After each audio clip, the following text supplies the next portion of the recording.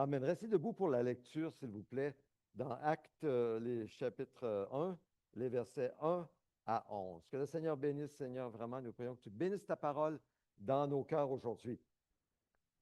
Alors, Acte 1, c'est le deuxième livre de Luc, et il dit ceci. Cher Théophile, dans mon premier livre, j'ai parlé de tout ce que Jésus a commencé de faire et d'enseigner, jusqu'au jour où il a été enlevé au ciel, après avoir donné ses ordres par le Saint-Esprit aux apôtres qu'il avait choisis. Après avoir souffert, il se présenta à eux vivant et leur en donna de nombreuses preuves. Pendant 40 jours, il se montra à eux et parla de ce qui concerne le royaume de Dieu. Alors qu'ils se trouvaient en leur compagnie, il leur recommanda de ne pas s'éloigner de Jérusalem, mais d'attendre ce que le Père avait promis. Ce que je vous ai annoncé, dit-il, car Jean baptisait d'eau, mais vous, dans peu de jours, vous serez baptisés du Saint-Esprit. Alors que les apôtres étaient réunis, ils lui demandèrent, Seigneur, est-ce à ce moment-là que tu rétabliras le royaume pour Israël? Il leur répondit, ce n'est pas à vous de connaître les temps ou les moments que le Père a fixés de sa propre autorité, mais vous recevrez une puissance lorsque le Saint-Esprit viendra sur vous, et vous serez mes témoins à Jérusalem, dans toute la Judée, dans la Samarie et jusqu'aux extrémités de la terre. Après avoir dit cela, il s'éleva dans les airs pendant qu'ils le regardaient, et une nuée le cacha à leurs yeux. Et comme ils avaient les regards fixés vers le ciel, pendant qu'ils s'en allaient, deux hommes habillés de blanc leur apparurent et dirent, Hommes Galilée, pourquoi restez-vous à regarder le ciel? Ce Jésus qui a été enlevé au ciel du milieu de vous reviendra de la même manière que vous l'avez vu aller au ciel. Que le Seigneur bénisse sa parole dans nos cœurs. Vous pouvez vous asseoir.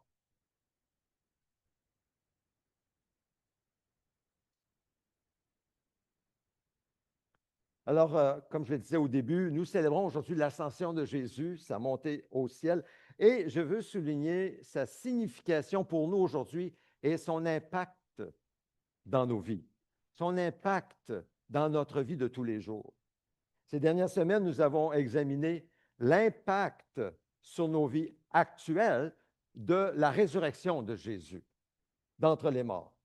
Et nous avons vu pendant 4 dimanches, puisque nous sommes ressuscités avec Christ, puisque nous nous sommes dépouillés du vieil homme, mort et enterré une fois pour toutes, et comme je le faisais un peu en faisant une leçon d'objet, vous avez remarqué, ceux qui étaient présents, même ceux qui ont peut-être regardé les, les, les, les clips qui ont été mis sur YouTube, j'ai jamais vu autant de likes puis autant de commentaires que le message de la semaine dernière. Je pense que les gens aiment vraiment les leçons d'objet.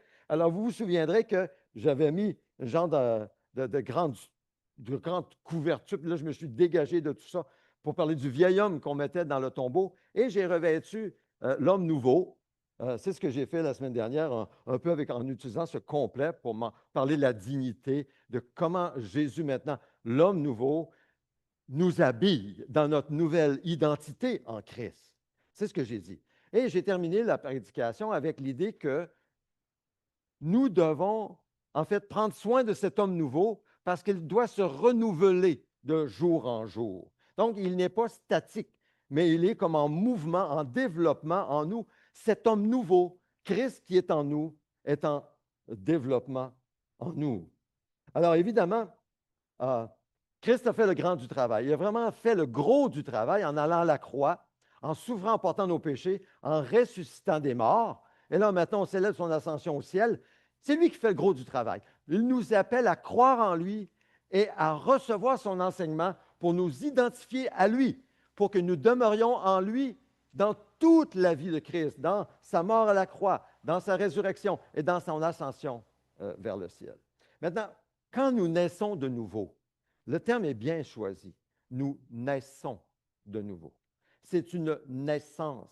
Tantôt, on a prié pour Sabrina. Elle porte un bébé. Elle va donner naissance à un bébé. Quand le bébé va naître, le bébé va avoir besoin de sa maman et de son papa constamment, continuellement. Mais ça, c'est nous aussi, lorsque nous naissons de nouveau. Alors, c'est vrai que nous disons que nous recevons Christ en nous, Et Christ, c'est Christ, il vient en nous par son esprit, et c'est l'Esprit de Dieu qui habite en nous, mais il crée en nous l'homme nouveau. Mais l'homme nouveau, c'est un bébé au début. L'homme nouveau, il a des besoins au début. Il a besoin d'être nourri, parfois au lait, qu'on prenne soin de lui. L'homme nouveau trébuche, l'homme nouveau a tout à apprendre comme un bébé. Puis plus tard, le bébé va grandir, va devenir un petit garçon. Je sais pas, je pense que c'est un garçon qu'elle attend aussi. Oui, un petit garçon va grandir, va se développer. Éventuellement, le petit garçon va se nourrir, va apprendre à obéir. Il va grandir, va se développer. Mais ça, c'est comme ça pour nous aussi. Quand nous naissons de nouveau, nous sommes appelés à développer cet homme nouveau jusqu'à la pleine maturité en Christ. Mais pour qu'il atteigne la pleine maturité en Christ, il faut en prendre soin. C'est normal. Cela va de soi. C'est comme un bébé, c'est comme un enfant. Il faut prendre soin. Et nous avons la responsabilité, c'est notre tâche, de nourrir Christ en nous. De nourrir, comment est-ce que nous nourrissons Christ en nous? Eh bien, la parole de Dieu nous enseigne. C'est par la prière, c'est en prenant du temps avec Dieu, en prenant du temps pour méditer sa parole. On l'a lu tout à l'heure. La parole de Dieu, c'est un pain, c'est du pain pour l'homme nouveau. Il nous appelle à témoigner de notre foi en Christ. Ça aussi, ça nourrit l'homme nouveau. Donc, c'est l'obéissance à ce que le Seigneur nous appelle, parce que c'est lui qui, en fin de compte, encore, fait le gros du travail pour développer l'homme nouveau en nous. Mais nous avons une part à jouer. Et notre part, c'est toujours de rester unis à lui, demeurer en lui et obéir à ce qu'il nous appelle à faire. Mais nous devons faire attention pour ne pas négliger de nourrir l'homme nouveau en nous. C'est très important. Alors ça, c'était le lien avec la semaine dernière. Là, nous arrivons avec l'ascension de Jésus et nous voyons qu'il y a une suite. Il y a une suite parce que le ministère de Jésus, ce n'est pas seulement lorsqu'il est mort sur la croix et qu'il est devenu notre sauveur. Le ministère de Jésus sur la terre, c'est terminé. Quand il s'est écrié « Tout est accompli », eh bien, tout était accompli pour notre salut. Son ministère terrestre se termine, non pas sur la croix, ni même lorsqu'il ressuscite d'entre les morts, mais lorsqu'il monte au ciel. Parce qu'après la résurrection, il a passé 40 jours à enseigner à ses disciples le royaume de Dieu. Imaginez, ils sont avec le Christ ressuscité pendant 40 jours. Imaginez les discussions. Évidemment, il était mêlé. Est-ce que c'est dans ce moment-là que tu vas rétablir le royaume d'Israël? Eux, ils voulaient le Messie qui vienne comme nous, on aimerait bien que Jésus descende du ciel, mette de l'ordre sur cette planète. Non? Oh oui, nous aimerions ça. Les disciples aussi. Ils voulaient ça. Ils voulaient la justice sur la terre. Mais Jésus a dit, ce n'est pas à vous de savoir les temps et les moments. Le Père lui-même le décidera quand. Puis on sait pourquoi. On sait pourquoi. C'est parce que l'Église, le peuple de Dieu, Ancien Testament, Nouveau Testament, le peuple de Dieu qui est appelé à l'éternité, à vivre dans l'éternité avec lui, n'est pas complet. Je vous rappelle qu'on ne pourra pas compter le nombre de ceux qui participeront à la nouvelle humanité en Christ. C'est innombrable. Ça a été comparé au sable de la mer, aux étoiles dans le ciel. Promesse à Abraham. Innombrable. Même le meilleur parmi nous ne pourra pas les compter. Ça veut dire que ce n'est pas encore complet. Et c'est la seule raison que je peux comprendre pourquoi Jésus n'est pas revenu. C'est pour ça. C'est pour ça. Donc, le Seigneur nous appelle maintenant à demeurer en lui dans son ministère céleste. Parce que même s'il a dit tout est accompli, c'était par rapport à notre salut. Mais ça ne veut pas dire qu'il avait fini de travailler. Jésus continue à travailler aujourd'hui à la droite de Dieu. Il est monté aux cieux. Il règne sur tout l'univers. Jésus, Fils de Dieu, à la droite de Dieu, le côté favorable de Dieu. Il a reçu tout pouvoir dans le ciel et sur la terre, et il règne. Et il exerce un ministère envers nous et par nous vers ceux qui ne sont pas encore gagnés à l'Évangile. Les jeunes et les moins jeunes. Tous ceux qu'il a choisis pour faire partie de son peuple pour l'éternité. Alors, c'est ce qu'on regarde aujourd'hui. ensemble. D'abord, nous voyons que l'ascension de Jésus nous apporte assurance et honneur. L'ascension de Jésus au ciel, c'est la fin d'un grand chapitre et c'est le début d'un autre pour notre bien-être spirituel. Le chapitre sur la terre est terminé, tout est accompli. Mais maintenant, le nouveau chapitre débute pour lui au ciel. Et ce qu'on voit, c'est que d'abord, l'ascension souligne l'honneur qu'il donne aux êtres humains. On ne parle pas souvent de ça dans les églises, mais c'est un point très important qu'il faut retenir. Vous savez, Dieu s'est fait homme en Jésus. Il est né d'une Vierge Marie. Par le Saint-Esprit, il est devenu homme. Et c'est parce qu'il est devenu homme, il s'est fait homme, qu'il a pu prendre notre péché. Mais vous savez, Jésus est toujours homme. Il est monté au ciel en tant qu'homme, vrai homme. Oui, c'est vrai, un corps glorifié, un corps sanctifié, un corps transformé, comme nous aussi le serons si nous sommes en Christ. Puisque vous êtes ressuscités avec Christ, nous serons aussi transformés. Et nous avons hâte, non? Mais c'est un être humain qui est à la droite de Dieu. Et ça doit nous parler.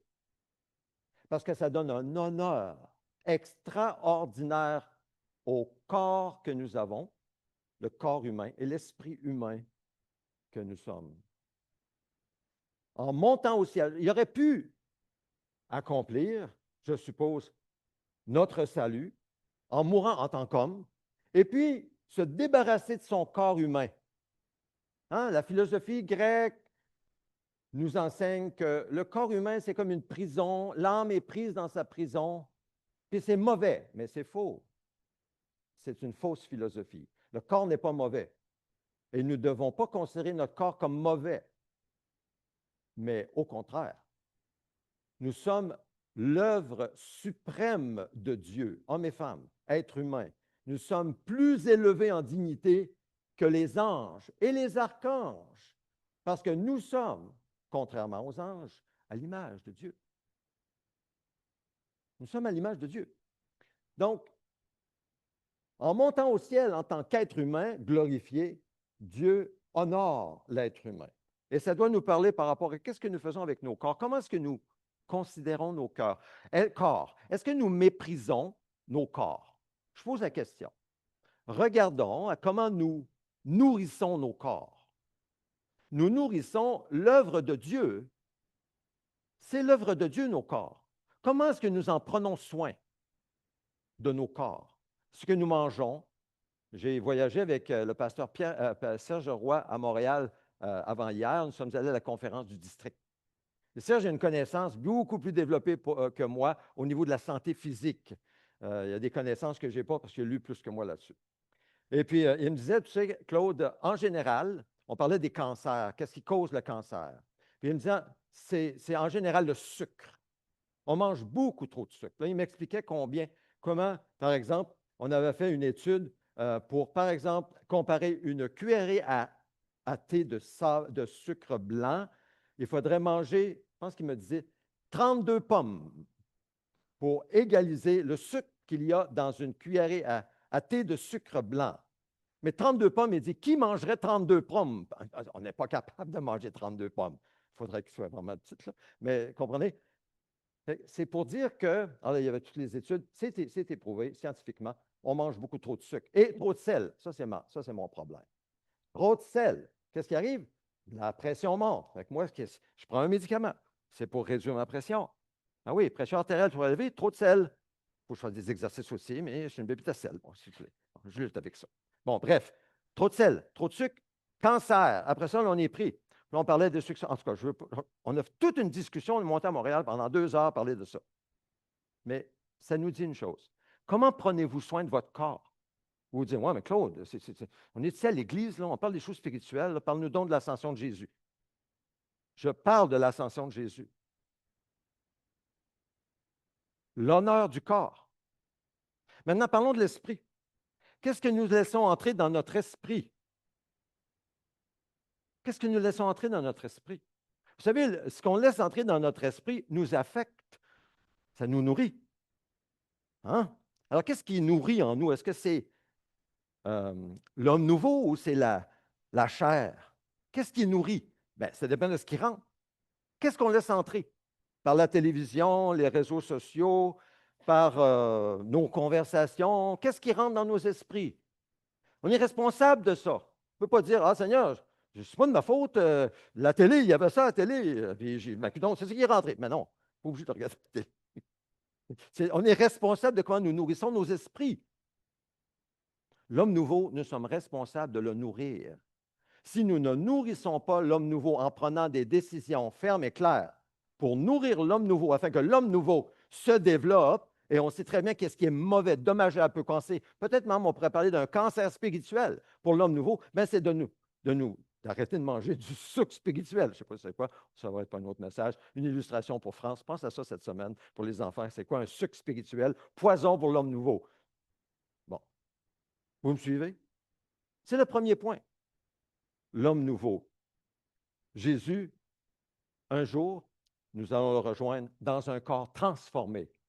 Amen. Il n'y aura plus de douleur, il n'y aura plus de maladie, il n'y aura plus d'handicap. Nous serons transformés. Amen. Oui, il y a vraiment un espoir en Jésus. Mais d'ici là, le Seigneur nous appelle à honorer nos corps.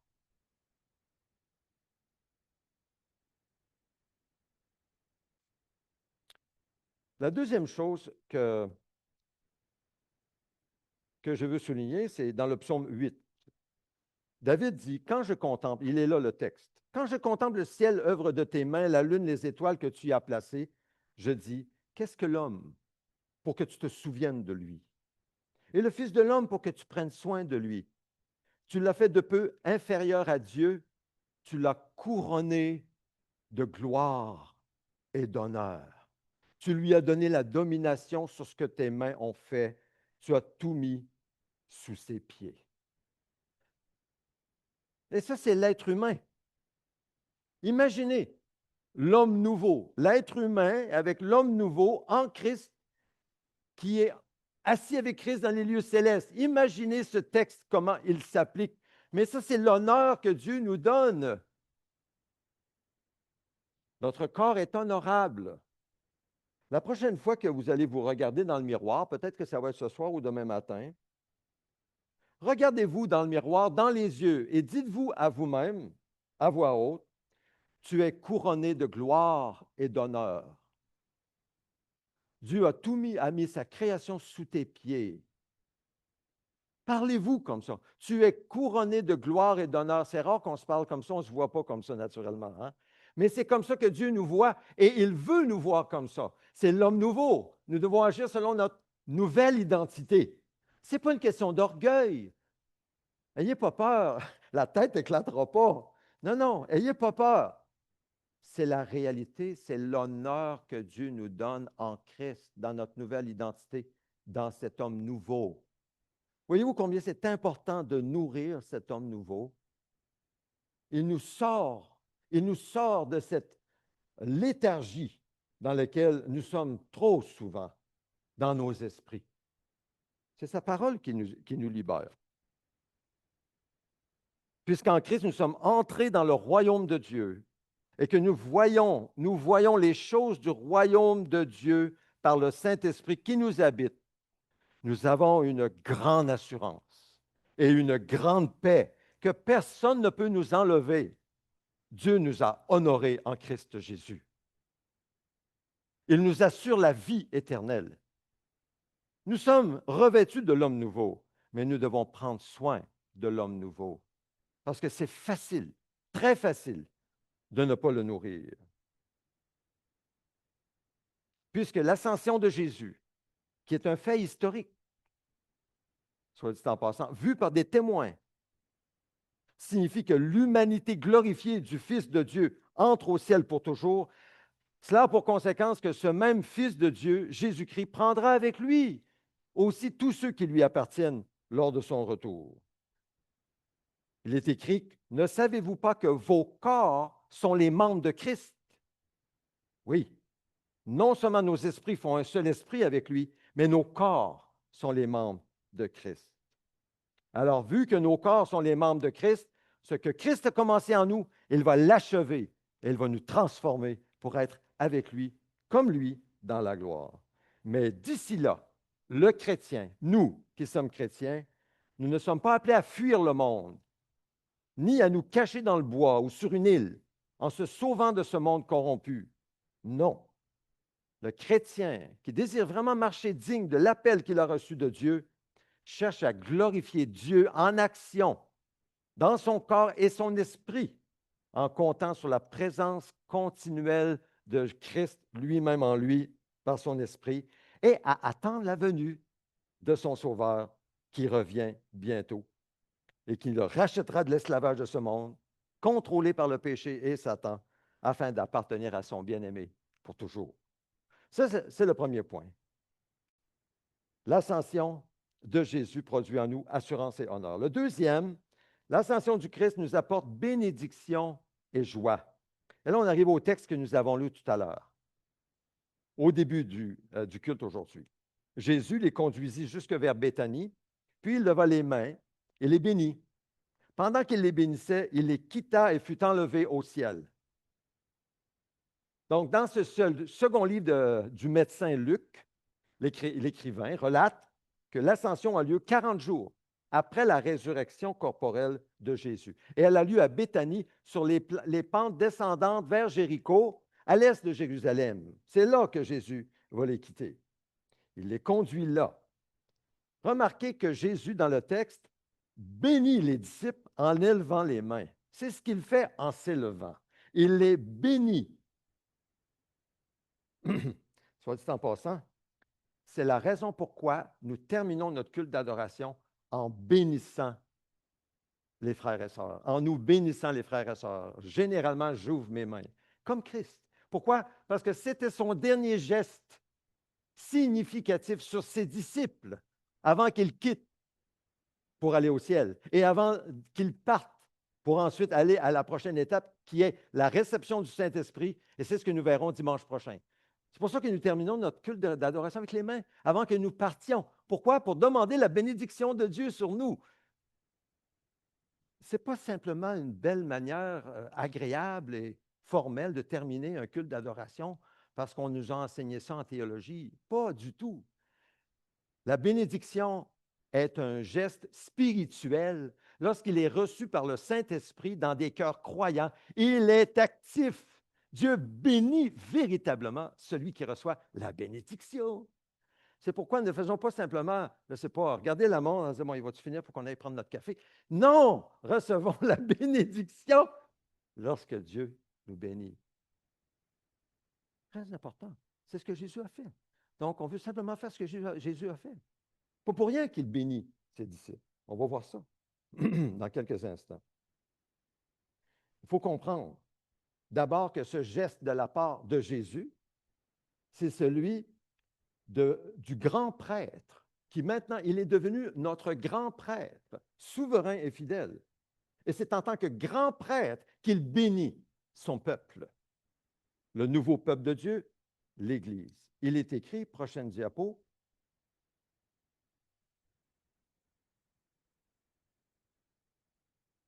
écoutez bien,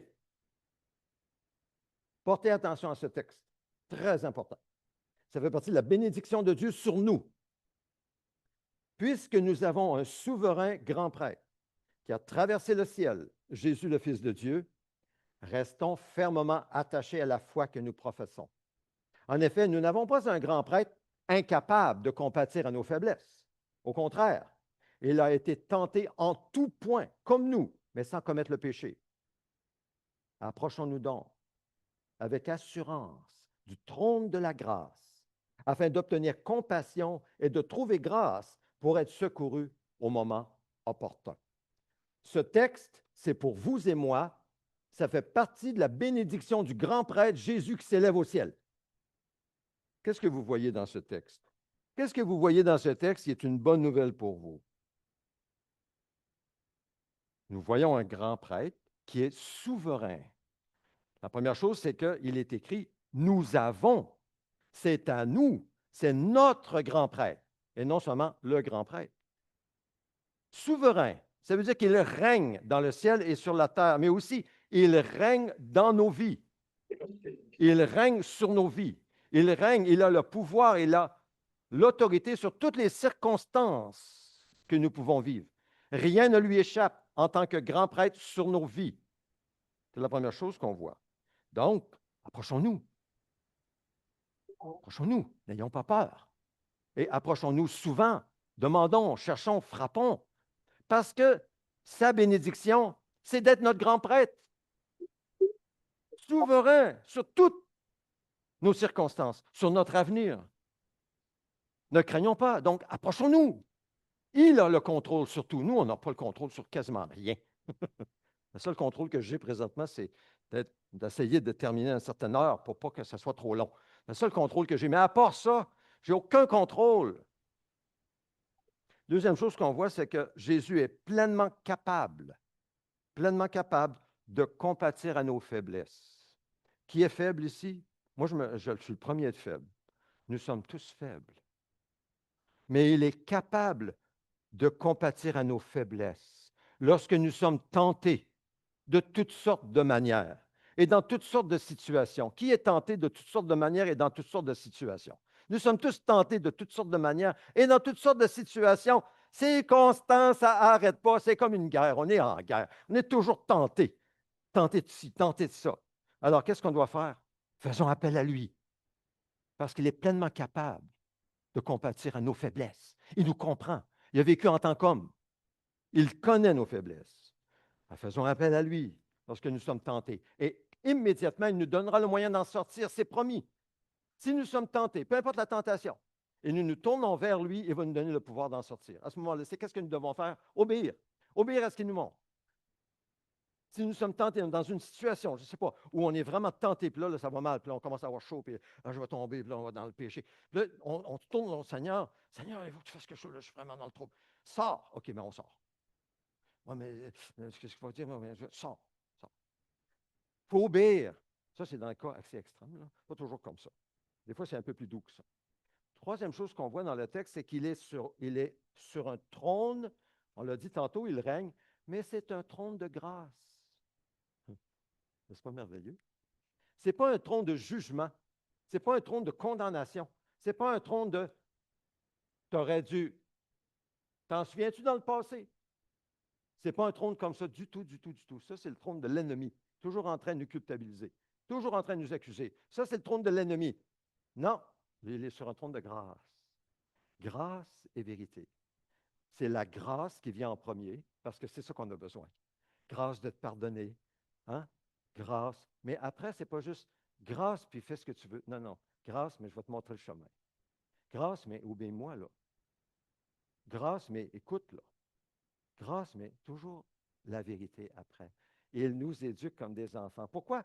Bien, parce qu'il veut que nous nourrissions notre homme nouveau. Il veut que l'homme nouveau prenne forme en nous de plus en plus et que nous soyons dignes du ciel. Nous soyons prêts pour le ciel. Donc, monter au ciel, présentement, maintenant, notre grand prêtre, Jésus-Christ, intercède pour nous. Il plaide pour nous. Peut-être que vous avez vécu quelque chose cette semaine. Vous vous sentez convaincu que vous avez péché, puis vous ne vous sentez même pas digne de venir devant le Seigneur. Bien, sachez que le Seigneur plaide pour vous avec son sang. Il est mort pour vous à la croix. Alors, tout ce que vous avez à faire, c'est de venir au grand prêtre, Seigneur. Vous le reconnaissez, confessez, en disant, Seigneur, je regrette tomber. Je suis un pauvre, si ça. Non, arrête de parler. J'ai pris ça sur ma croix. Mets ta confiance en moi, reçois mon pardon, relève-toi et maintenant suis-moi. C'est fini, on n'en parle plus. Tout est accompli, on n'en parle plus, on ne revient plus là-dessus. Moi, je n'y reviendrai pas, revenons pas là-dessus non plus. Très important. Ne revenons pas sur ce que Jésus nous a déjà pardonné. Il nous a déjà pardonné. Croyons-le sur parole. Il nous pardonne. Il n'est pas comme nous. Il n'est pas comme nous. Nous, on garde, on garde, on garde. Même on s'en veut longtemps ou on en veut à d'autres longtemps. Mais ça, c'est nous, ça. C'est l'être pécheur que nous sommes. Mais pas Dieu. Dieu n'est pas comme ça. Il pardonne de tout son cœur. C'est pour ça qu'il nous demande de pardonner de tout notre cœur. C'est pour ça que c'est dur aussi, mais c'est la base du pardon de tout notre cœur, de notre part, c'est que lui, il nous pardonne de tout son cœur. Il passe à autre chose. Et il dit, viens maintenant, suis-moi. Oui, Seigneur. C'est ça l'obéissance. Je crois ce que tu me dis, Seigneur, et j'obéis. Je me relève et je marche avec toi. Le passé, c'est passé. On ne peut pas le changer. Laissez-le dormir, comme dit Oswald Chambers. Maintenant, non seulement Jésus est notre grand prêtre, mais il est aussi notre grand berger. Il prend soin de nous ici-bas. Il n'est pas juste notre grand prêtre en haut là-bas. En haut, je ne sais pas, c'est plus dans nos dimensions. Ce n'est pas vraiment là-bas. On dit toujours en haut là-bas, mais ce n'est pas ça. C'est une autre dimension. Bref, il est aussi notre grand berger ici-bas. Il prend soin de nous. Parce qu'il a déjà marché lui-même sur ce chemin étroit et difficile qu'est la marche chrétienne. Il la connaît. Il est devant nous. L'Éternel est mon berger. Nous le suivons et nous marchons dans ses pas. Donc, en tant que grand berger, il cherche et il sauve les brebis qui sont perdues. Alors, c'est une chose pour nous, en tant que grand prêtre, de venir dans nos faiblesses, dans nos péchés, dans nos moments où nous sommes tentés, de venir vers notre grand prêtre demander pardon. Ça, c'est pour nous, c'est notre bénéfice. Et nous devons le faire. Mais il y a un autre aspect, c'est qu'il est notre grand berger. Et ce grand berger, il est celui qui cherche les brebis perdues. Et il y en a autour de nous. Il les cherche. Il les attire dans son amour. Il est à l'œuvre dans leur cœur. Nous ne le voyons pas, mais il est à l'œuvre dans le cœur de ceux qui nous entourent. Il veut sauver ceux qu'il a choisis, ceux qu'il a élus. Il les attire à lui. Et il veut nous utiliser parce que nous sommes membres de son corps pour qu'ils viennent à lui. Ça, c'est notre fonction aussi en tant qu'homme nouveau. Nous devons accepter ce rôle que Dieu nous donne et nous voyons sur la semaine prochaine lorsque le Saint-Esprit descend et que les disciples sont maintenant des témoins puissants de sa résurrection. C'est là où le Saint-Esprit va nous donner la force, le vouloir le faire, les portes ouvertes. Mais à ce moment-là, toujours, demeurons en Christ, dans notre faiblesse, comptons sur lui, disons, Seigneur, parle, agis, et il va le faire. Et c'est ainsi qu'il va nous utiliser, comme il va utiliser d'autres témoins pour gagner les brebis qu'il cherche à sauver. C'est toujours lui qui cherche et sauve en tant que grand berger, mais nous participons à son œuvre en le suivant, en demeurant en lui. Et c'est ainsi que son Église commence à être de plus en plus complète. Jésus avait dit, prochaine diapo, « Tout pouvoir m'a été donné dans le ciel et sur la terre. Allez donc, faites de toutes les nations des disciples, baptisez-les au nom du Père, du Fils et du Saint-Esprit, enseignez-leur à mettre en pratique tout ce que je vous ai prescrit, et moi je suis avec vous tous les jours jusqu'à la fin du monde. » Alors vous voyez, c'est à partir de sa position d'autorité, tout pouvoir. Grand prêtre, rempli de compassion pour nous, grand berger des brebis qui doivent entrer dans la bergerie avant son retour, Jésus monte au ciel en bénissant ses disciples. Et en nous bénissant dans deux domaines qui lui sont très chers, nos besoins en tant que brebis et les besoins des brebis perdues ici, à Québec, dans la région de Québec, jusqu'au Niger, jusqu'au bout de la terre. Prochaine diapo. Quant à eux, après l'avoir adoré, ils retournèrent à Jérusalem remplis d'une grande joie. Ils étaient constamment dans le temple, louant et bénissant Dieu.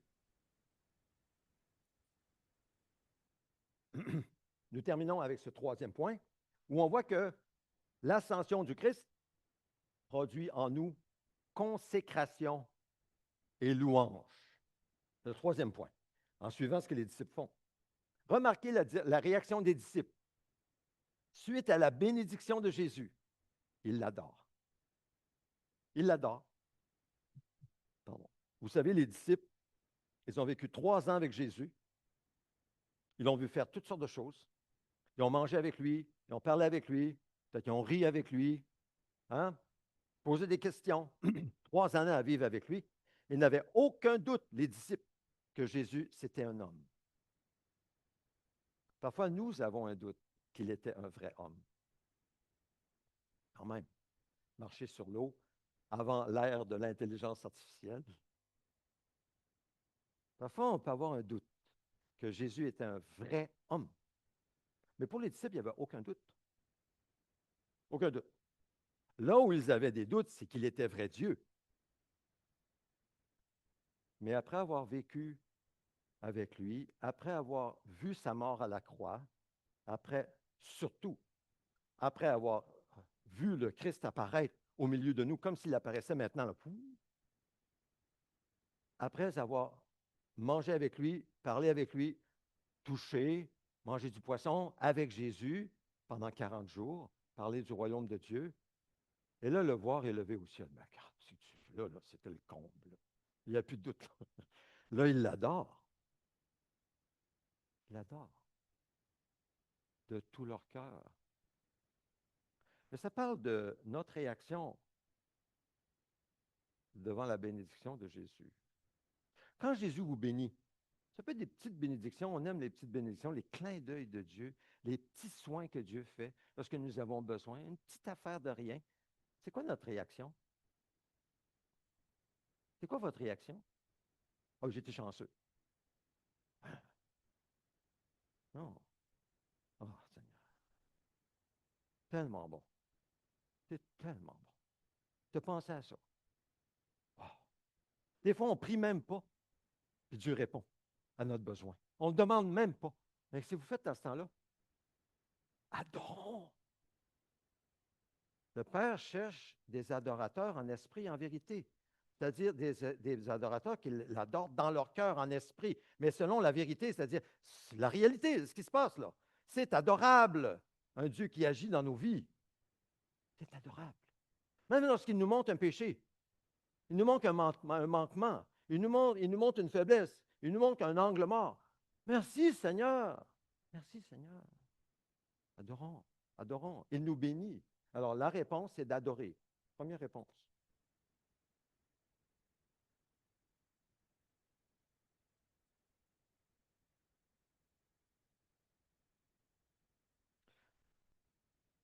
Alors là, ils sont convaincus que Jésus est vrai homme et il est vrai Dieu, dès le départ.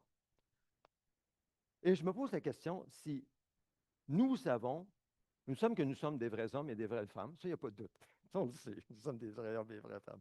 Mais nous avons un homme nouveau en nous. Hein? On dit homme nouveau, on pourrait dire femme nouvelle, mais on parle d'un être humain. C'est Christ en nous. Donc, nous avons une vie spirituelle, on va l'appeler la vie spirituelle, Christ en nous, et une vie humaine, on pourrait dire. Hein? Notre esprit et son esprit forment un. Nous sommes nés de nouveau. Mais est-ce que notre humanité et notre spiritualité sont en équilibre? Encore là, par rapport au mépris du corps, c'est que le corps, hein, c'est mauvais, c'est faux. Il doit y avoir un équilibre. Et c'est la raison pourquoi. C'est la raison pourquoi euh, nous faisons appel à des adhérents dans notre assemblée de devenir membres. Pourquoi? Parce que les adhérents qui ont cru en Christ et qui sont membres du corps de Christ spirituel sont appelés à s'engager pour être membres d'un groupe humain, pour nous soumettre à des règles humaines, pour qu'ensemble, nous puissions avancer. C'est l'équilibre entre l'humanité et la spiritualité. Et on fait beaucoup de choses comme ça. Il y a d'autres exemples que je pourrais vous donner. L'équilibre est important.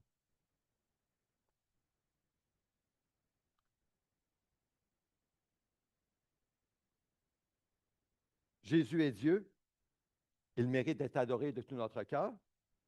Il est digne d'être roi des rois dans nos cœurs et nos esprits. C'est ainsi que les disciples manifestent leur respect. Maintenant, comment savoir si quelqu'un adore Dieu, si nous adorons vraiment Dieu en esprit et en vérité? Qu'est-ce qui nous le montre? Je ne parle pas de regarder les autres, on va se regarder nous-mêmes. Qu'est-ce qui nous prouve, qu'est-ce qui me prouve que j'adore vraiment Dieu, le Père, en esprit et en vérité? Est-ce qu'il y a quelque chose qui me le prouve? Oui. Et c'est le texte aujourd'hui qui nous en donne une clé. C'est ce qui est écrit dans le texte. Regardez. La preuve par excellence que les disciples adorent Jésus dans leur cœur, pas juste parce qu'ils sont impressionnés qu'ils montent dans les airs, mais c'est qu'ils obéissent immédiatement à Jésus. Ils obéissent immédiatement à Jésus. L'obéissance, C'est la preuve claire et ultime de notre adoration véritable.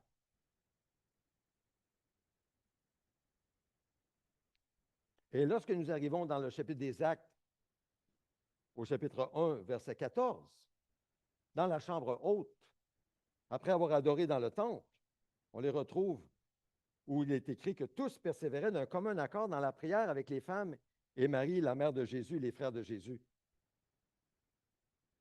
Donc, la question, en suivant la réaction des disciples, à savoir si nous adorons vraiment le Seigneur, c'est regardons comment nous obéissons au Seigneur, comment nous obéissons à ce qu'il nous demande. Simplement, c'est la preuve par excellence de notre adoration véritable au Seigneur. C'est notre obéissance. Ce n'est pas de chanter des louanges le dimanche, bien que c'est bien apprécié, et nous aimons ça. Ce n'est pas d'écouter de la louange toute la semaine. C'est pas ça qui montre qu'on adore vraiment le Seigneur. C'est lorsqu'il nous montre et nous dit quelque chose, nous obéissons. Tout de suite, sans hésiter. Sommes-nous à l'écoute? Sommes-nous sensibles? Prenons-nous ce temps avec le Seigneur pour qu'il nous parle par sa parole? Sommes-nous là, connectés avec lui? Hein? Comme le sarment est connecté au cep. Il est branché, il est en connexion constante, il est à l'écoute. Sommes-nous là ou sommes-nous déconnectés? Si nous sommes déconnectés, nous pouvons être connectés. Alors ça, c'est le grand prêtre qui va nous aider à faire ça. Mais si nous sommes connectés, restons connectés. Nous dépendons de lui constamment pour qu'il porte, lui, le fruit en nous. Laissons-le faire le gros du travail, mais il nous demande de rester connectés, d'être à son écoute. C'est ça l'adoration, la véritable adoration. Ce n'est pas une question de... Par exemple, si je disais,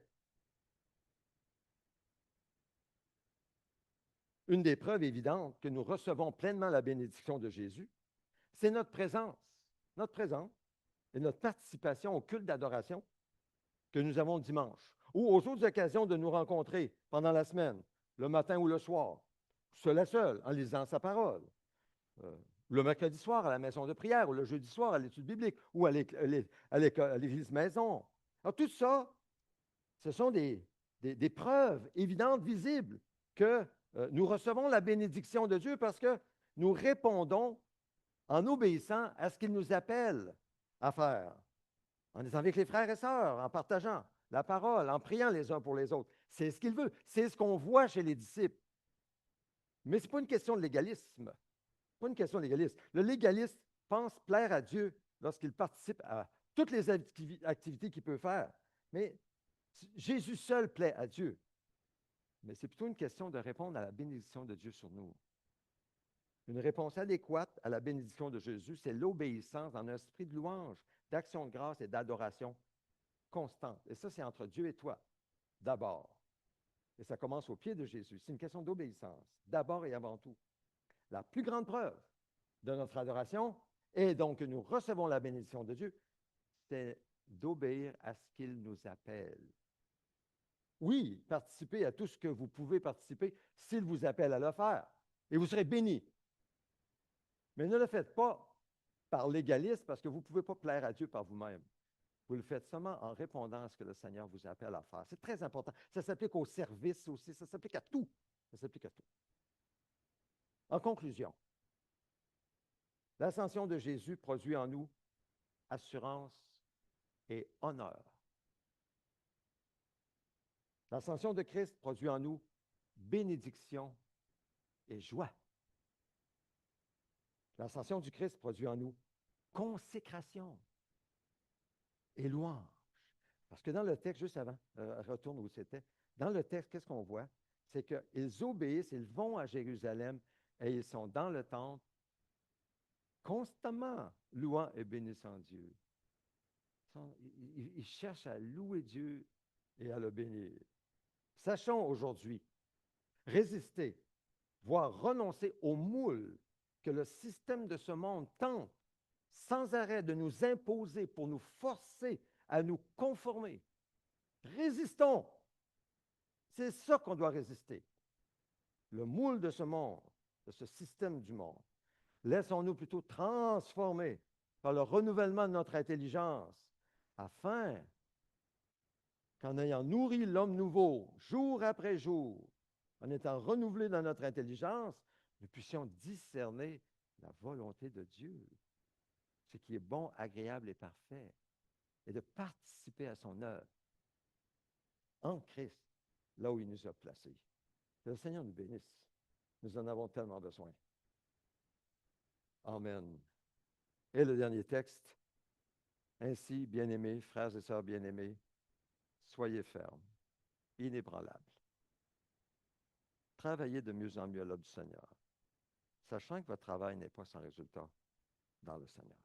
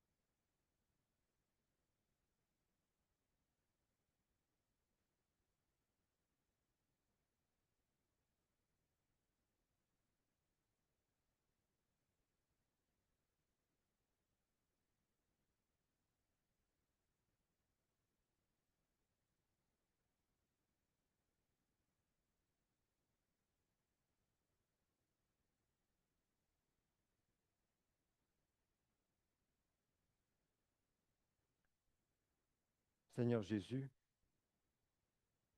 notre souverain grand prêtre, notre grand berger, merci. Merci pour ton œuvre à la croix. Merci aussi, Seigneur, pour ton œuvre présente. Tu intercèdes pour nous. Tu plaides devant le Père avec ton sang. Et en partageant le repas de communion, le repas du Seigneur, nous disons par un geste bien clair, en prenant du pain, du jus, que nous sommes engagés tangiblement dans ton corps et dans ton sang pour recevoir le bénéfice de ton pardon, de ta justice, de ta purification, mais aussi pour vivre de ta vie nouvelle, nourrissant l'homme nouveau. Nous qui faisons partie de ton corps, ici, présentement. Seigneur, tu es la tête de cette Église. Par ton Saint-Esprit, bénis chacun de nous. Fortifie chacun de nous. Purifie chacun de nous. Bâtis chacun de nous. Fais l'œuvre que nous ne pouvons pas faire. Nous voulons simplement répondre en t'adorant et en écoutant, en nous réjouissant, en te louant, en te bénissant et en participant à ton œuvre. Aide-nous, ô Dieu, aide-nous à saisir tes priorités pour chacun de nous. Tes priorités, pas les nôtres. Tu connais ce que nous vivons. Tu connais nos besoins. Tu sais mieux que quiconque comment organiser nos horaires, nos activités, quand nous lever le matin, quand nous coucher le soir, les pauses que nous pouvons prendre dans la journée. Tu es au courant de tout. Ouvre nos yeux, nos oreilles, parle à nos cœurs, chacun de nos cœurs. Montre-nous quand tu veux que nous connections avec toi et avec un frère, avec une sœur, ou les frères et sœurs, afin, Seigneur, que l'homme nouveau en nous soit nourri, en bonne santé, renouvelé constamment. C'est notre prière au nom de Jésus. Amen. Je vous invite à la table sainte, parce que c'est la table qui souligne le corps et le sang de Christ, selon sa parole. Elle est sainte parce qu'il est présent. En partageant les éléments, il est présent dans la prière. Donc, je vous invite à vous avancer, vous qui appartenez à Christ, qui désirez mettre votre foi en lui en prenant les éléments, et puis nous allons les prendre ensemble.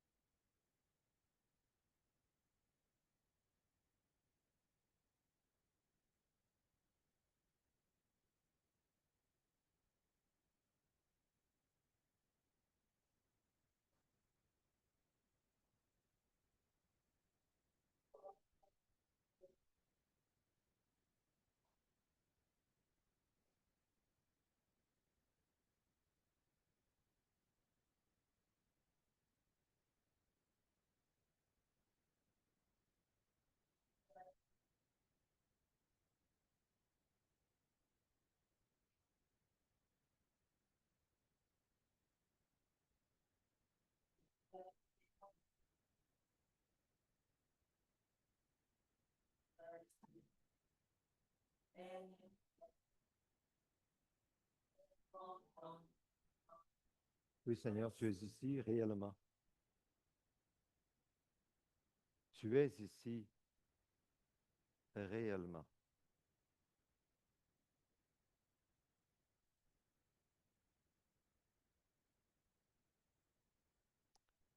En prenant ce pain et ce jus, qui, selon ta parole, est ton corps et ton sang. En esprit, nous communions avec ton corps et ton sang. Et tu nous sauves. Tu nous purifies de tout péché. Tu nous laves complètement. Tu n'y reviendras plus.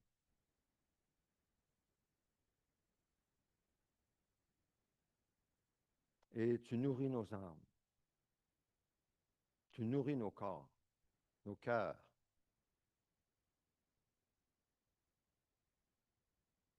Pour que nous puissions, Seigneur, maintenant, avec assurance, te suivre. Avec foi. En t'écoutant. Oh, Seigneur. Merci pour ta patience envers nous.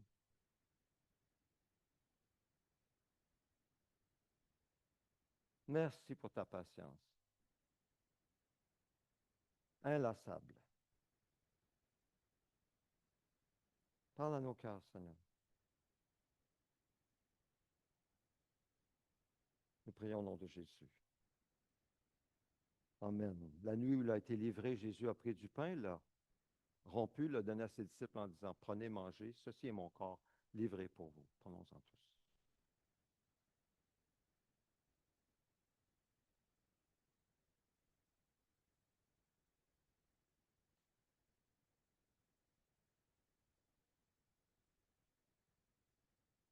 Il a pris ensuite la coupe en disant, c'est la coupe de la nouvelle alliance en mon sang. Prenez, buvez-en tous.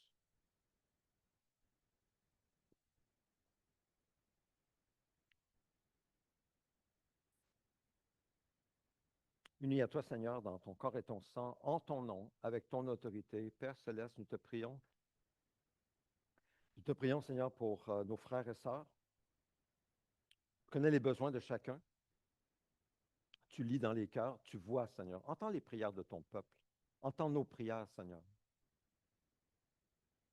Prenons un moment en silence pour prier le Seigneur en faisant monter nos louanges, nos remerciements et nos requêtes maintenant. Prenons quelques instants.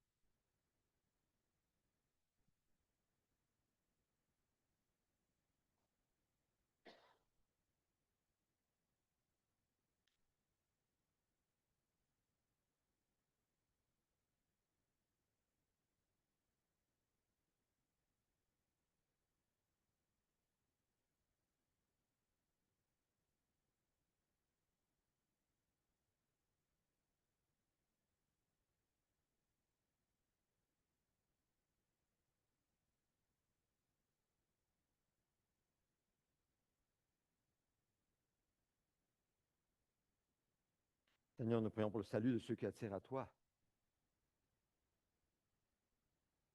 Prions, Seigneur, que tu éclaires leur cœur par ton Saint-Esprit. Éclaire leur cœur lorsqu'ils lisent ta parole ou écoutent ta parole.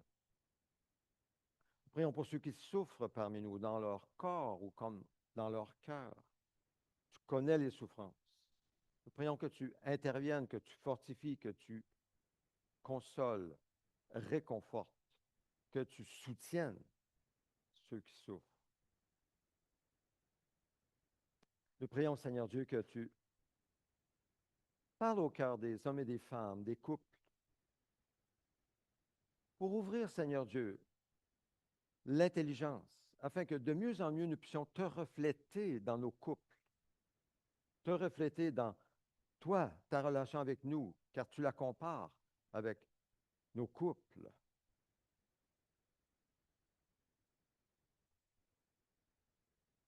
Seigneur, donne-nous de prendre soin des enfants que tu mets sous notre charge et de bien en prendre soin avec ton aide. Garde-nous de lancer la serviette en tout temps. Garde-nous de lancer la serviette. Parce que toi, tu es à l'œuvre dans le cœur des enfants, de chaque enfant. Tu as un plan pour chaque enfant, un plan de paix et non de malheur, pour lui donner un avenir et de l'espérance. Donne-nous, Seigneur, d'être tes instruments entre tes mains pour gagner le cœur de ces enfants.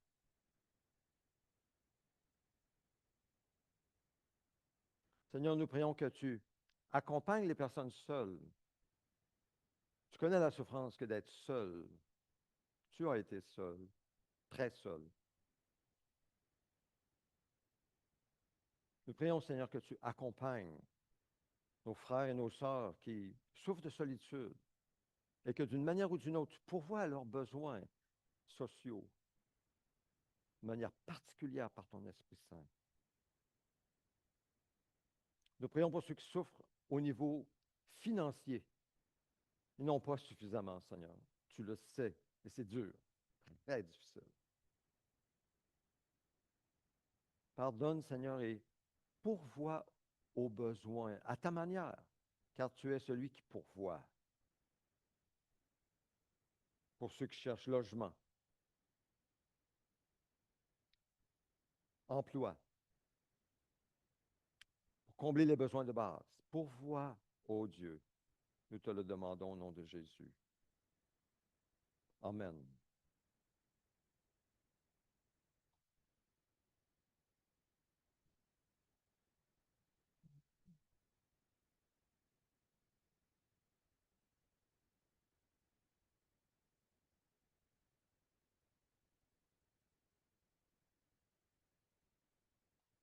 Je vous invite à vous lever avec moi. Nous allons prier.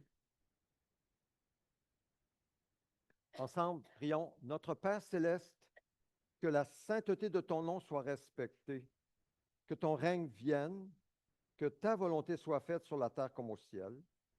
Donne-nous aujourd'hui notre pain quotidien. Pardonne-nous nos offenses, comme nous aussi nous pardonnons à ceux qui nous ont offensés. Ne nous expose pas à la tentation, mais délivre-nous du mal et du malin, car c'est à toi qu'appartiennent dans tous les siècles le règne, la puissance et la gloire. Amen. Ô Dieu, nous te désirons de tout notre cœur. Fais de nous une Église interculturelle renouvelée et en santé. Viens, transforme-nous de sorte que nous devenions des disciples centrés sur Christ, dynamisés par l'Esprit, axés sur la mission et capables de nous multiplier partout.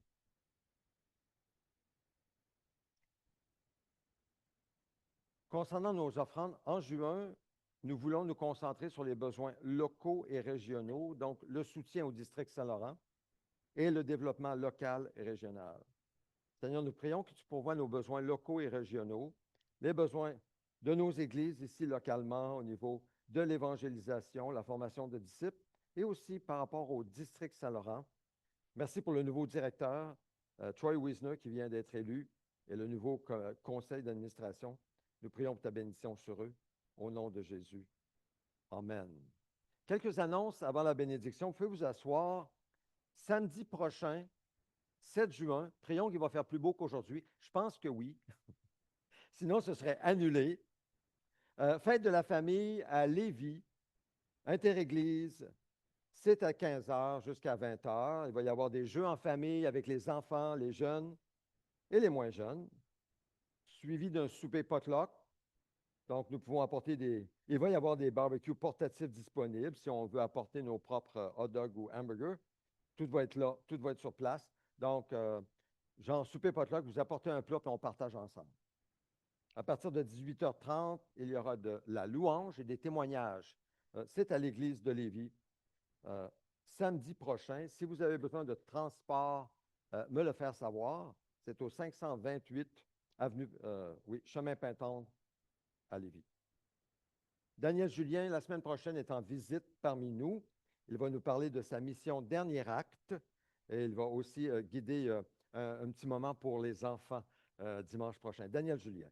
Daniel, c'est un homme qui sert le Seigneur dans l'évangélisation par les arts. Il va nous en parler la semaine prochaine. Cette semaine, mardi et mercredi, c'est un rappel, la maison de prière sur Zoom.